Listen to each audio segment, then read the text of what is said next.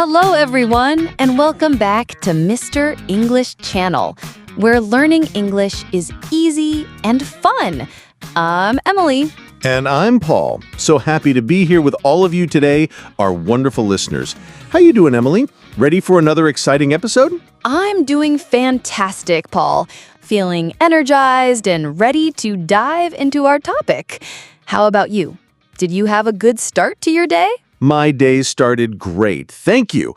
I had a quick breakfast and then thought about all the things people do every day. And that makes me so excited about our topic. Ah, yes, that's a perfect connection, Paul. Today, we're going to talk about university adventures, a student's daily journey. We'll follow a student through a typical day at university, learning lots of practical English words along the way. Exactly. Many of our listeners might be students, or they know students, or maybe they want to be students one day. So this topic is very helpful.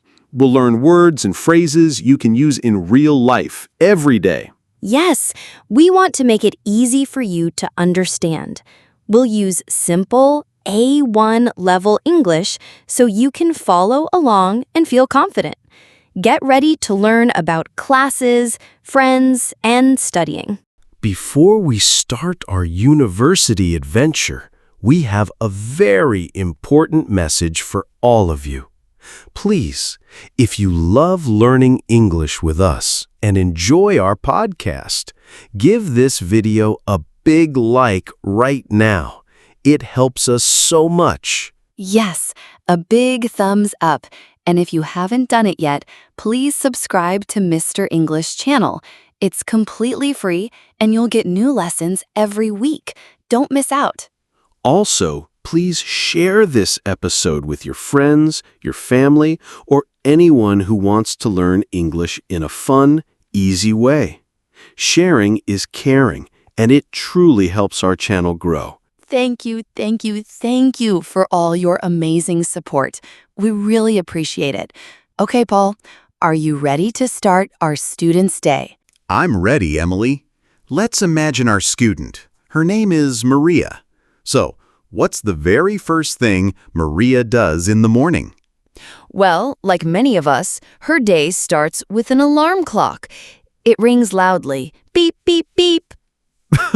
Yes, that familiar sound. Does Maria jump out of bed immediately? Maybe not always. She might hit the snooze button 1 or 2 times, thinking, just 5 more minutes.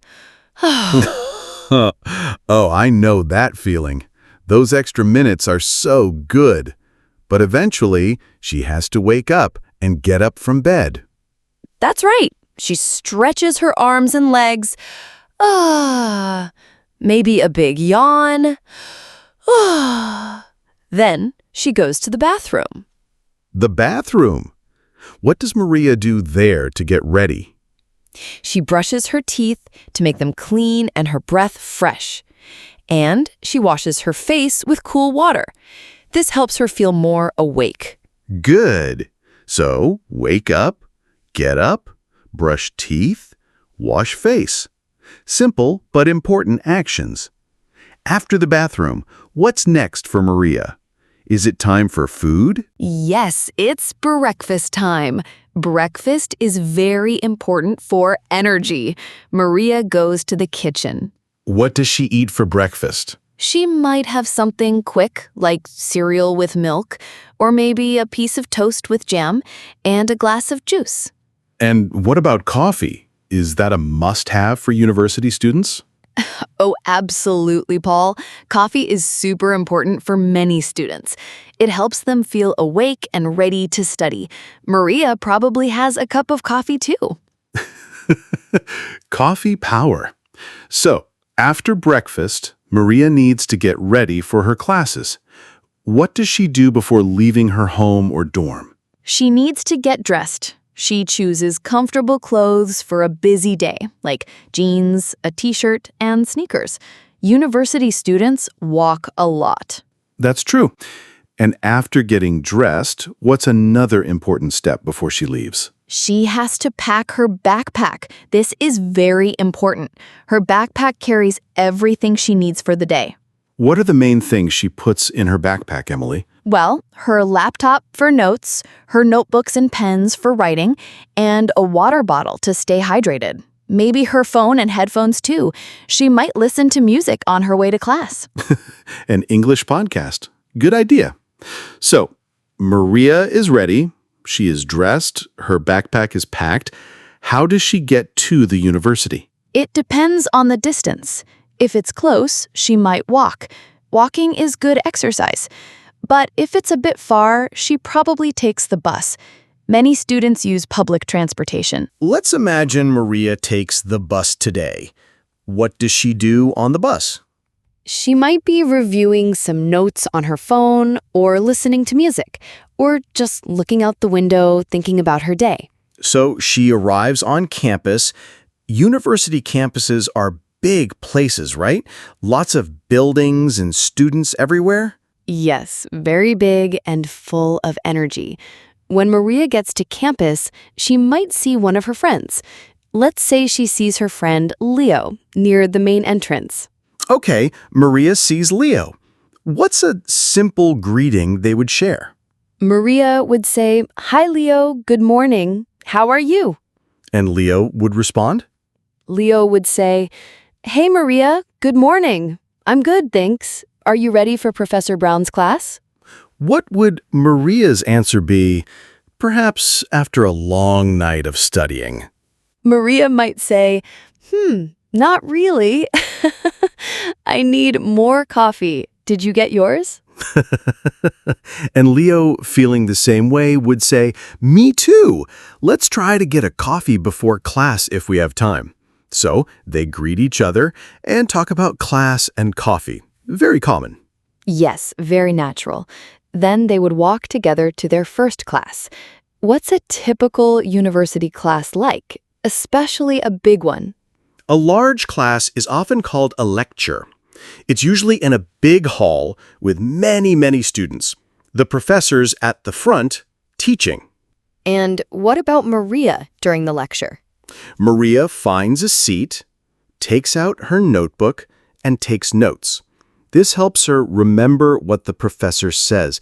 It's very important for studying later. What if Maria doesn't understand something the professor explains?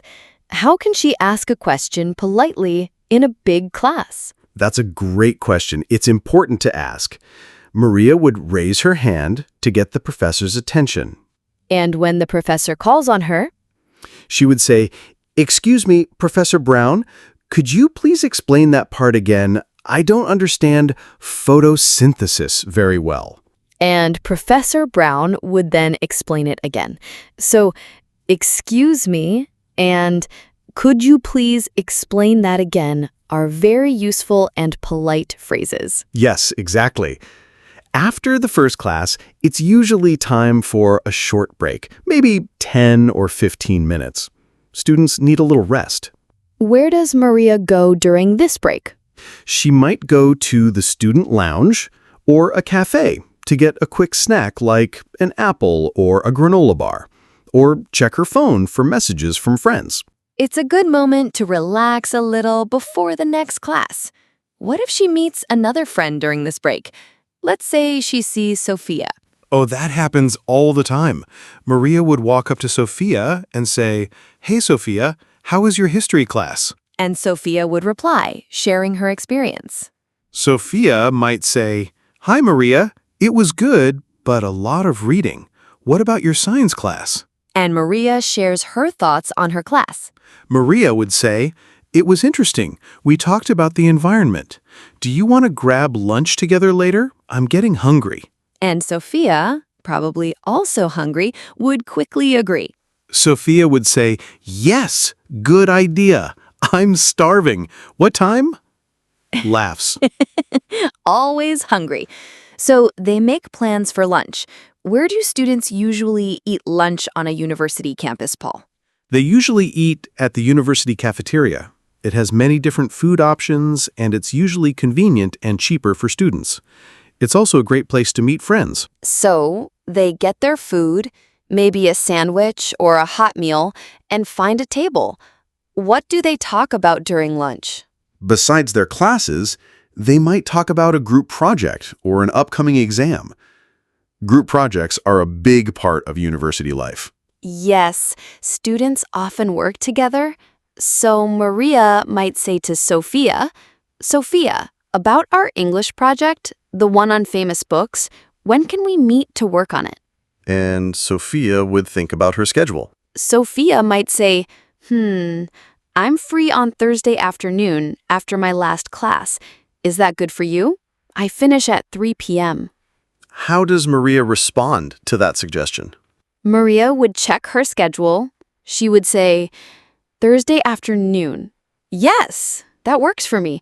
How about we meet around 4 p.m. in the library? There are good tables there for group work. And Sophia would confirm. Sophia would reply, perfect. See you there on Thursday at 4. So, when can we meet? Is that good for you? And that works for me are very useful phrases for making plans. Absolutely. After lunch, Maria probably has more classes in the afternoon. The university day is often long. That's right. She might have 1 or 2 more classes. Sometimes these are smaller classes called seminars. In a seminar, students talk more and share their opinions. So great for practicing speaking English. And after all her classes are finished for the day, what does Maria usually do? Does she go home right away? Not usually. Many students go to the university library to continue their studies. Maria might spend an hour or 2 there. What does she do in the library? She reviews her notes from classes, reads books for her courses, and starts her assignments or essays. It's a quiet place for concentration. So after studying at the library, it's probably getting late. Time to head home? Yes, after a few hours of studying, she takes the bus back home. She might feel a bit tired, but also happy she was productive. I remember those days. After a long day of classes, group work, and studying, what's next for Maria? Dinner, I imagine. Absolutely. It's dinner time.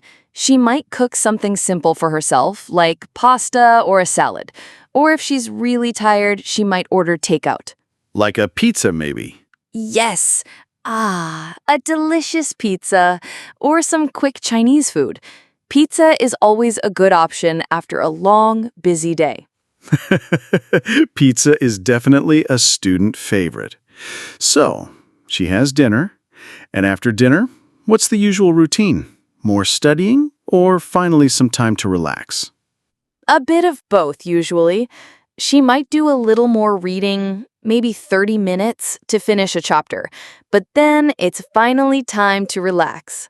Yes, she might watch a show on TV, listen to music, or call her family or friends to chat about her day. It's important to de-stress. And then, as the evening ends, she starts getting ready for bed. She brushes her teeth again, changes into her pajamas, and prepares for sleep. And then she falls asleep, ready to rest and recharge for another busy and interesting day at university. What a full day that was, Emily. It truly was, Paul, and we covered so much practical English, all about a university student's daily routine, from waking up to studying to eating and relaxing. Yes, we talked about morning routines, attending classes, having lunch with friends, and studying at the library, all with simple, clear English. Remember, everyone, practice makes perfect. Try to use these new words and phrases. Say them out loud. Imagine yourself in these situations. It helps a lot. That's excellent advice, Emily. We really hope you enjoyed this episode and that you learned a lot about a university student's day. Before we say goodbye for today, we have our usual very important requests. Please, please, please, if you haven't done so already, subscribe to Mr. English channel right now. It helps our channel grow so much. and like this video to show us your support and that you enjoyed this lesson. It truly makes a difference for us. Yes, and finally, please leave a comment below. We love, love, love reading your comments and interacting with you. Tell us, what is one new English word or phrase you learned today about a university student's day? Or, if you are a student, what does your typical day look like? What is the first thing you do when you wake up? Share your experiences. Thank you so much for joining us today on Mr. English Channel. We had so much fun sharing this day with you. We're so grateful for your support. See you next time for more fun and easy English. Bye-bye, everyone. Bye-bye. Keep practicing.